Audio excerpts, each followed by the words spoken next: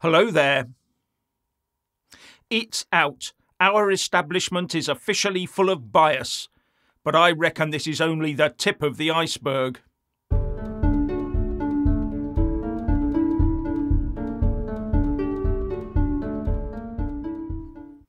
Some of us have been saying for years that the establishment, via a march through the institutions by woke, hard-left activists, has become anti-UK and totally biased.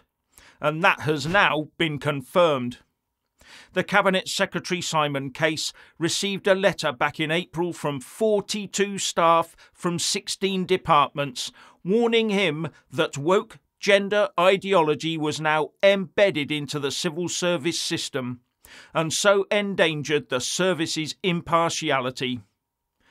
Well, that comes as absolutely no surprise to me, especially as they have let some very dodgy organisations in to indoctrinate the civil service and get paid for doing it.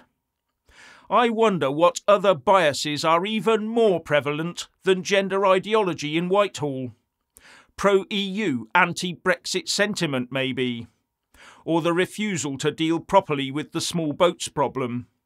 The whole diversity industry, which is actually a divisive industry in plain sight. The whole slave trade reparations thing, despite it being the Royal Navy that stopped the transatlantic slave trade. How about net zero, or a certain religion? But we won't be seeing letters about any of that, will we? Or will we? Wonder where else wokery is ruining the country. Just about everywhere is my guess. Every institution has become immobilised with this woke shit. And Tory MP Neil O'Brien was warning us about this back in 2020 when he pointed to all the money being wasted on woke. A civil service that is more of a woke force than a workforce. In fact, the civil service has a goal to become the most inclusive employer in the UK. But obviously only inclusive of those with the correct ideology. You know, those who don't use hurty words like mum and dad. Inclusive by being exclusive. And very worrying is that 8 of those who authored this letter were so fearful of a backlash that they remained anonymous. How inclusive is that? And the only reason we know about any of this is because it was leaked to the Telegraph. And the basis of their concerns was that woke gender ideology was now considered as an undisputed fact that trumped all else, while those with the belief, protected under the 2010 Equality Act by the way, that there are only 2 sexes, were the targets of severe harassment and live with a pervasive fear of victimisation, a fear instilled in the non-woke to prevent dissent and control them. And some of them have suffered professional disadvantage and have been through stressful and intrusive employment disputes as a result. A continual witch hunt by the woke against all who have a different opinion to them.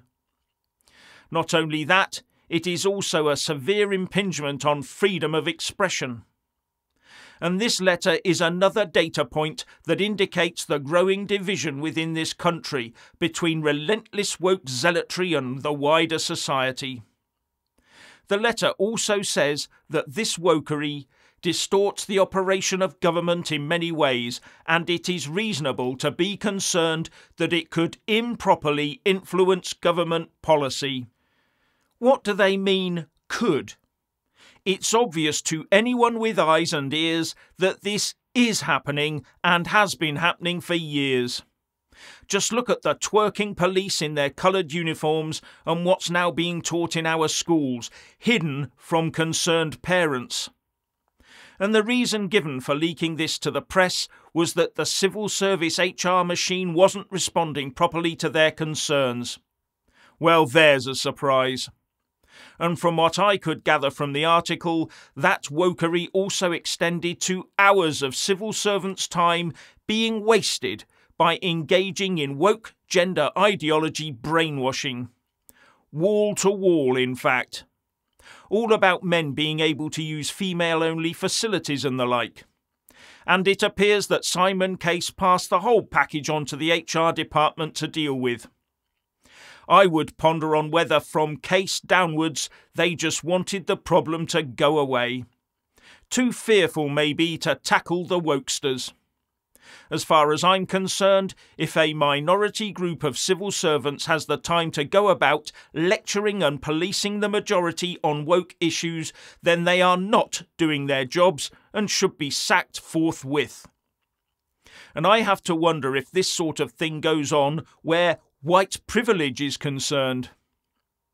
And that means that our senior civil servants are the major problem, either because they are woke to the eyeballs or because they are too fearful to run their departments properly. Either way, this is proof positive that they are totally useless and the main drivers to the decline of the country. They have been totally subjugated to the woke culture. A woke culture that has one aim: to take the UK and its traditional values down. And those senior Whitehall mandarins are reissuing impartiality guidance to all staff. What a limp-wristed response. I reckon that those 42 letter signatories are not alone in all of this.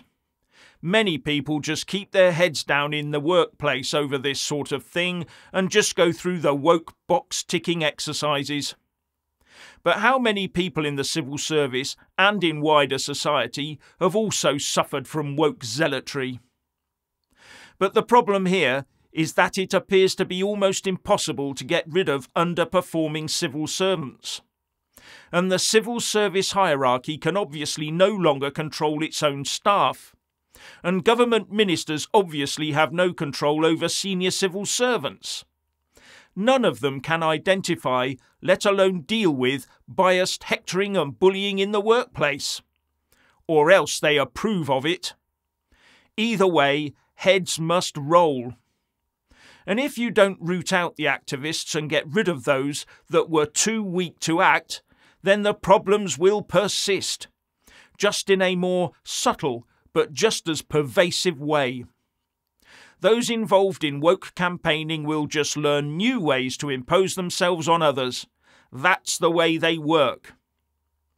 But there is now a constant sausage machine of wokery that starts the day a child walks into school right the way through to university graduation. And it's from this sausage machine that our civil servants are selected. This woke problem will get a lot worse before it gets better. Ministers, local councillors and the like, as well as parents, need to start taking a lot more interest in what their offspring are being taught. And all parents should have the absolute right to see all the teaching material that is used in school. The government must pass legislation to make that happen. And I'm hoping that we'll see more civil servants writing to Simon Case about all the wokery going on in the corridors of power, and then leaking it to the press. Let's hope that this is the start of breaking through the cleverly woven woke dam that impedes this nation. Up until now, the majority have been cowed into silence by this woke zealotry that has either been backed by our establishment, or the establishment has been too weak or lazy to do anything about. And having seen what's happened here, I get the distinct impression that the establishment is covertly backing it to the hilt. They just want to get rid of the likes of those that penned this letter.